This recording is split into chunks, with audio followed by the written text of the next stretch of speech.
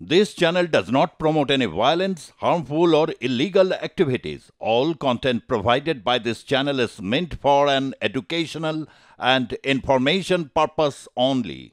অবশেষে death certificate পেলেন আরজি করে নির্যাতিতার পরিবার। প্রায় 7 মাস পর এই ডেথ সার্টিফিকেট পেলেন। গত বছরের অগস্ট মাসে আরজিকর মেডিকেল কলেজে মৃত্যু হয় তরুণী চিকিৎসকের। ধর্ষণ করে খুনের মতো চাঞ্চল্যকর অভিযোগ উঠে আসে এবং তারপর থেকেই কিন্তু এই রাজ্যে প্রতিবাদ চলতে থাকে। রাতভর চলে সেই প্রতিবাদ। অবশেষে ডেথ সার্টিফিকেট পেল নির্যাতিতার পরিবার। বাড়ি গিয়ে নথি দিয়ে এলেন স্বাস্থ্য সচিব নারায়ণ স্বরূপ নিগম। মৃত্যুর পর মেয়ে ভিআইপি হয়েছে, বাড়িতে স্বাস্থ্য সচিব আসায় মন্তব্য নির্যাতিতার মায়ের। 2024 অগস্টে 9 অগস্ট যে ঘটনা ঘটেছিল তারপর থেকে কিন্তু রাজ্য জুড়ে চলেছিল প্রতিবাদ। আর সেই আরজি করে যে তরুণী চিকিৎসকের মৃত্যুর ঘটনার ডেথ সার্টিফিকেট পেলেন নির্যাতিতার পরিবার। বাড়ি গিয়ে নথি দিয়ে এলেন স্বাস্থ্য সচিব নারায়ণ স্বরূপ নিগম। টেলিফোনে রয়েছে আমাদের সঙ্গে আমাদের প্রতিনিধি সুব্রত পাল। সুব্রত, অবশেষে ডেথ সার্টিফিকেট হাতে পেল আরজি করে নির্যাতিতার পরিবার। সুব্রত, একেবারে দেখো অঙ্কিতা, আরজি করে গত 9 আগস্ট যে ঘটনা ঘটেছিল সেই ঘটনার প্রতিটি বিষয় নিয়ে কিন্তু ক্রমশ বিতর্ক এবং যে প্রশ্ন সেগুলি উঠে আসছেন।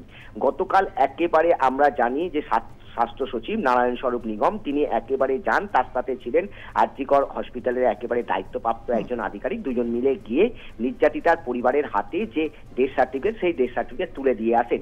কিন্তু তারপরেই সংবাদ মাধ্যমের মুখোমুখি হয়ে সেই নির্যাতিতার বাবা মা তারা কিন্তু একেবারে পরিষ্কারভাবে জানান তারা তো কোনো ডেথ সার্টিফিকেটের জন্য আবেদন করেনি। তাহলে একটা নিয়ম রয়েছে, আবেদন ছাড়া ডেথ সার্টিফিকেট কি করে তাদের কাছে এলো? যখন দীর্ঘ 7 মাস অতিক্রান্ত হয়ে গেছে, ডেথ সার্টিফিকেট পাওয়া যাচ্ছে না, সেই সময় কিন্তু তারা যখন বারবার ঘুরেছিল তখন কিন্তু তাদের বলা হয়েছিল আবেদন করতে হবে এবং সেই আবেদনের পরই কিন্তু সেই ডেথ সার্টিফিকেট হাতে পাবে।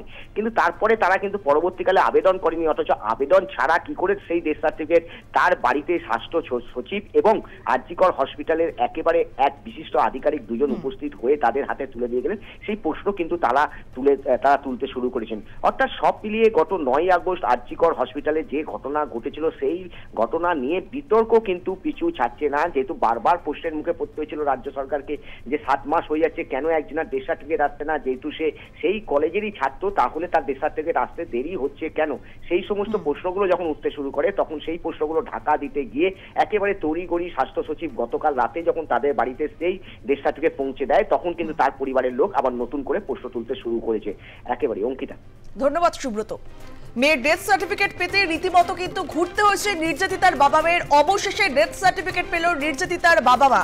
আরজি করে ধর্ষণ কাণ্ডের তদন্ত নিয়ে বারবার অসন্তোষ প্রকাশ করেছেন নির্যাতিতার বাবা মা। তারপর কিন্তু দীর্ঘ 7 মাস কেটে গিয়েছে, অবশেষে ডেথ সার্টিফিকেট পেলেন নির্যাতিতার বাবা মা। বাড়ি গিয়ে নথি দিয়ে এলেন স্বাস্থ্য সচিব নারায়ণ স্বরূপ নিগম। মৃত্যুর পর মেয়ে ভিআইপি হচ্ছে, বাড়িতে স্বাস্থ্য সচিব আসায় মন্তব্য নির্যাতিতার মায়ের।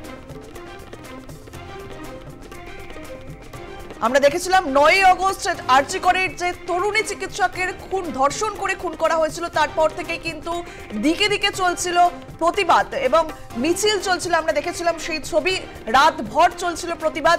আর অবশেষে দীর্ঘ 7 মাস পর কিন্তু ডেথ সার্টিফিকেট পেল নির্যাতিতার পরিবার। বাড়ি গিয়ে নথি দিয়ে এলেন স্বাস্থ্য সচিব নারায়ণ স্বরূপ নিগম।